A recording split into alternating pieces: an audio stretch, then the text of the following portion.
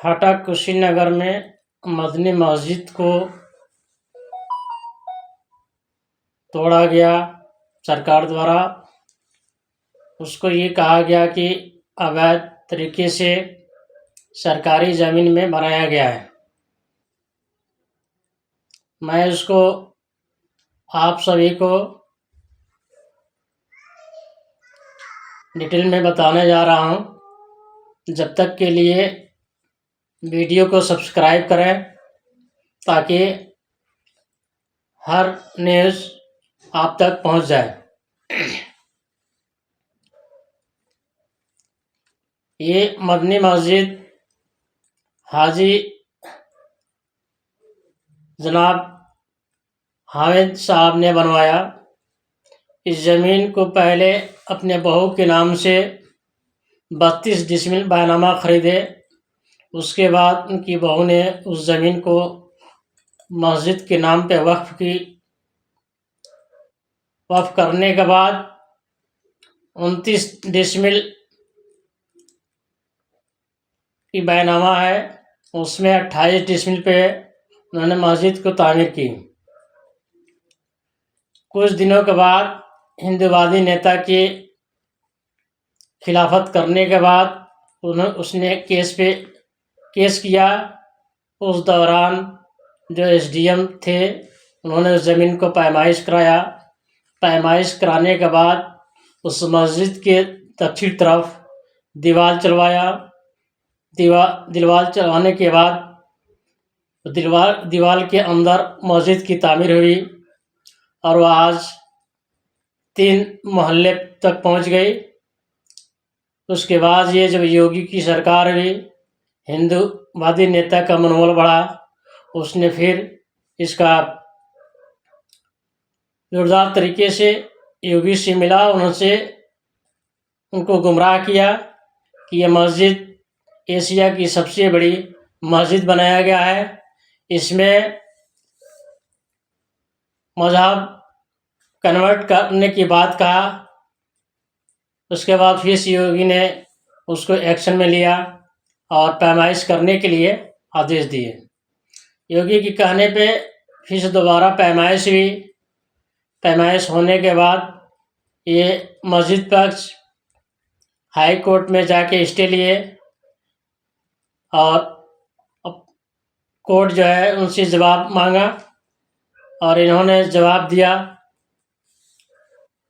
बगैर नोटिस के ही मस्जिद को तोड़ दी, जिसको लेकर के जिले के क्षेत्र के हिंदू मुस्लिम सबको तकलीफ है।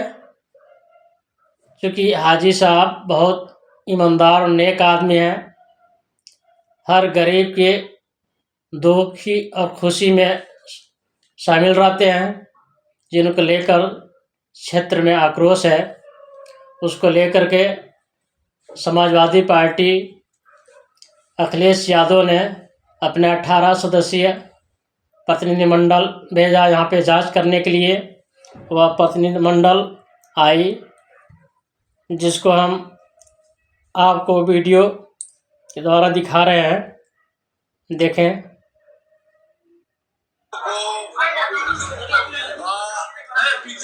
हृदय से इस बात के लिए स्वागत कर रहा हूँ कि यहाँ ने प्रशासन ने जो दंगा फैलाने का साजिश किया था, उस साजिश को इन्होंने शांति से का परिचय दे करके दंगे को जो है नाकाम कर दिया।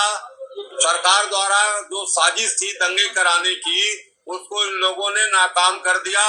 इतना शांति का परिचय दिया। इसलिए हम यहाँ की सभी अल्पसंख्यक भाइयों का मैं स्वागत करता हूँ, हृदय से स्वागत करता हूँ कि आप लोगों ने जो है। सपा नेता ने इस दौरान मदनी मस्जिद के निर्माण पर सवाल उठाने वालों का अपने जवाब से मुंह बंद कर दिया। उन्होंने कहा कि जब मस्जिद की नींव डाली जा रही थी तब ये अधिकारी कहाँ थे? अगर मस्जिद बिना नक्शे के बन रही थी तो नगर पालिका और तहसील के अधिकारियों ने ध्यान क्यों नहीं दिया?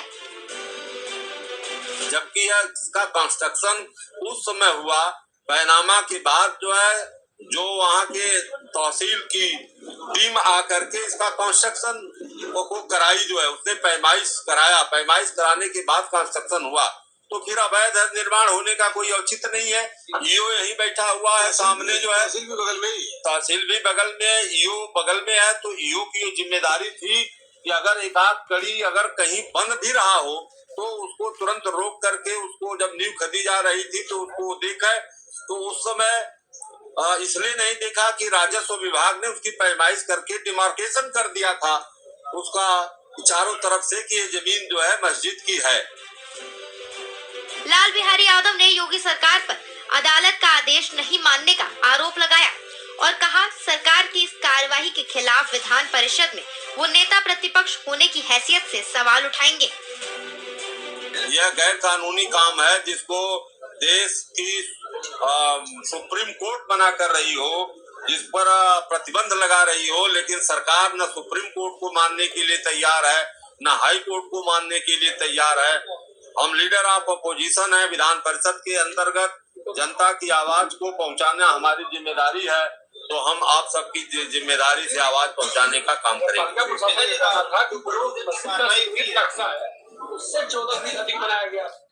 आपने ये सब देख लिया, सुन लिया। यहाँ के मुस्लिम समाज में निराशा है, वह ये देख रही है कि तानाशाह सरकार टारगेट करके मुसलमान को और मुस्लिम धर्मस्थल को टारगेट कर रही है। लेकिन ये जो तबलीगी जमात ऐसी ये संस्था है कि ये एक्शन का रिएक्शन नहीं देता है, ये अपने आप को अल्लाह के हवाले कर देता है और अल्लाह से ही दुआ करता है, या अल्लाह तो इसका इंसाफ कर। जैसे कोरोना के समय में निजामुद्दीन औलिया को टारगेट किया गया और केजरीवाल ने उसको बदनाम किया, जिसकी वजह से पूरे भारत में बदनामी हुई और मुसलमानों को झेलना पड़ा।